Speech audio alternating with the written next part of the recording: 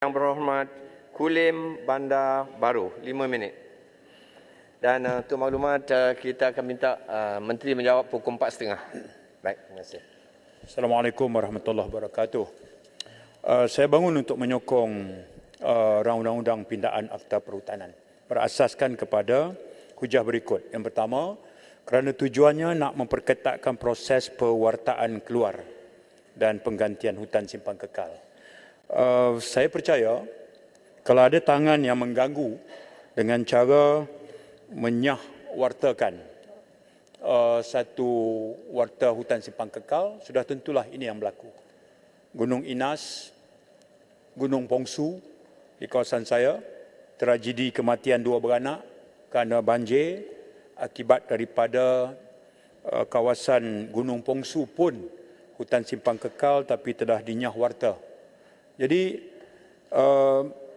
Datuk Di-Pertua, isunya adalah kalau kerajaan negeri tak tebang balak, mereka tak dapat hasil. Kalau mereka tebang balak, banjir. Saya cadangkan supaya kerajaan semak balik cadangan-cadangan terdahulu. Apa dia? Negeri yang memelihara kawasan hutan hendaklah dipertimbangkan kembali pampasan kerajaan persekutuan kepada kerajaan negeri. Sekurang-kurangnya kerajaan negeri dapat hasil. Sebagai balasan mereka tak tebang balak. Kerana mereka tak tebang balak, sumber air mentah untuk mengairi bendang, untuk menjadi sumber air, kalau di utara hutan Hulu Muda itu, untuk Perlis, Pulau Pinang, Kedah, besar sumbangan baktinya. Mereka tak boleh tebang balak yang mempunyai hasil yang tinggi nilainya. Lalu mereka tak dapat pula pampasan kerajaan negeri. Barangkali sesuai dengan semangat pindaan akta ini, Yang Berhormat Menteri mungkin boleh mengusulkan kembali. Yang kedua, saya menyokong kerana ada elemen penguatkuasaan nak dimantapkan. Hal yang berlaku, Datuk Di-Pertua, saya baca perkeliling Ketua Pengarah Hutan. Ini tentang ladang hutan ini. Dia bagi tahu bahawa kalau mengikut perkeliling Ketua Pengarah Hutan, kriteria ladang hutan tu pun dilanggar macam tu aja. Saya merujuk kepada perkeliling Ketua Pengarah Hutan bilangan 1 tahun 2010, garis panduan penumbuhan ladang hutan, Jabatan Perhutanan. Garis panduan tu ada. Tapi apa dia? Teguran dia, tak mengikut kriteria. Maknanya dah ada tapi langgar. Bila langgar, tindakan terhenti di situ. Dalil. 9 Julai, Ketua Pengarah Alam Sekitar pun keluarkan kenyataan yang sama juga. Ya, tentang Gunung Inas ini, dalam kenyataan itu dia sebut, butiran 6, berdasarkan siasatan Jabatan Alam Sekitar, 1 notis arahan telah dikeluarkan, merujuk kepada terdapatnya perubahan konsep asal, iaitu patutnya ladang hutan itu bukan tanam durian. Dah ada dah teguran. Dah pun di badan penguatkuasa yang berkenaan dah pun ambil tindakan. Tapi aspek penguatkuasaan macam kita sedia maklum, tegur, tahu benda itu berlaku, tapi dia tamat di situ. Saya bersetuju juga pindaan ini dengan alasan yang ketiga, kerana dia kata kali ini mesti buat penyiasatan awam sebelum hutan simpan kekal nak diwarta keluar. Saya sokong, cuma saya cadang ayat pihak berkuasa negeri boleh mengeluarkan kawasan hutan daripada hutan simpan kekal, mesti ada beberapa pengecualian. Kuasa kerajaan negeri untuk nyahwarta kawasan hutan simpan kekal ini, mestilah caveatnya ada.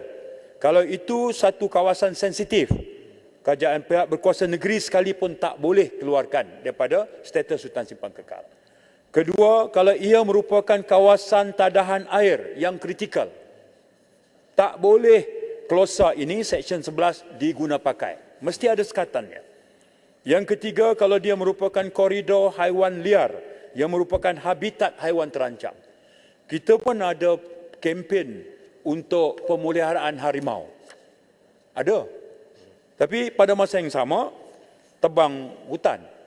Jadi kalau kuasa ini diberi, seperti mana Seksyen 11 ini, saya cadangkan supaya kawasan sensitif, kawasan tadahan, koridor haiwan liar ini dikecualikan daripada section ini. Saya cadangkan begitu, terutama yang masuk dalam Central Forest Pine dan Heart of Borneo. Tak rumuskan ini. Datuk Yang di-Pertua, yang terakhir ialah saya baca jawapan Menteri pada 3 Mac 2022. Ini tentang jumlah kelulusan kawasan hutan simpan kekal yang nak dijadikan sebagai ladang hutan. Saya tengok. Kemudian saya juga perhatikan daripada 1 juta yang diberi izin, 1 juta ekar, 533,000 ekar telah dibangunkan. Okey, itu tak ada isu. Yang saya nak bangkitkan ini ialah Majlis Tanah Negara yang berlangsung pada 2 Disember 2021. Dia sebut pelaksanaan moratorium kelulusan baru penubuhan ladang hutan dalam hutan simpan kekal selama 15 tahun. Ada moratorium. Saya nak tanya, daripada 2 Disember 2021 tu ada tak kelulusan baru sampai sekarang? Ya. Kalau Yang Berhormat Menteri sebut ketika melawat Gunung Ikhtas, saya ikuti dalam media, disebut tragedi di Baling itu kaitan dengan Gunung Inas, tak ada kaitan dengan balak. Balak kebelakangan ini, ya tak ada. Tapi pembalakan itu, biodiversitinya dah terganggu lama dah. Jadi pembersihan hutan yang berjalan bertahun-tahun itu telah menjejaskan keupayaan semula jadi hutan untuk menyerap jumlah hujan yang banyak, menjadikan sungai cetek dan akibatnya peristiwa itu berlaku. Memang tak ada pembalakan sekarang. Tapi orang kampung jawab dengan tepat sekali. Kes yang berlaku di Baling, mereka kata, terima kasih kerana hantar kayu depan rumah kami. Kami tak payah beli lagi kayu api dah. Dia hantar betul-betul depan rumah. Jadi kayu itu datang daripada mana? Tentulah pembalakan. Bukan sekarang, tapi sebelumnya. Jadi saya fikir berasaskan kepada alasan-alasan itu, saya setuju. Tetapi hal yang saya syorkan dengan beberapa pandangan atau cadangan boleh dipertimbangkan. Yang pertama, pampasan kerajaan pusat kepada persekutuan. Kedua, aspek penguasaan yang dah ada, agensi berkenaan dah jalan tugas, tetapi nampaknya kukunya itu tak begitu mencengkam. Barangkali ada orang besar di sebalik semua ini. Yang ketiga, saya ingin tahu ketika moratorium kelulusan ladang hutan ini telah pun ditetapkan oleh Majlis Tanah Negara selama 15 tahun, ada tak kelulusan baru? Sebab ini berkaitan dengan aspek sama ada kepatuhan terhadap hal yang kita bincangkan. Terima kasih. Terima kasih, Yang Berhormat Kulim Bandar Baru. Seterusnya saya jemput Yang Berhormat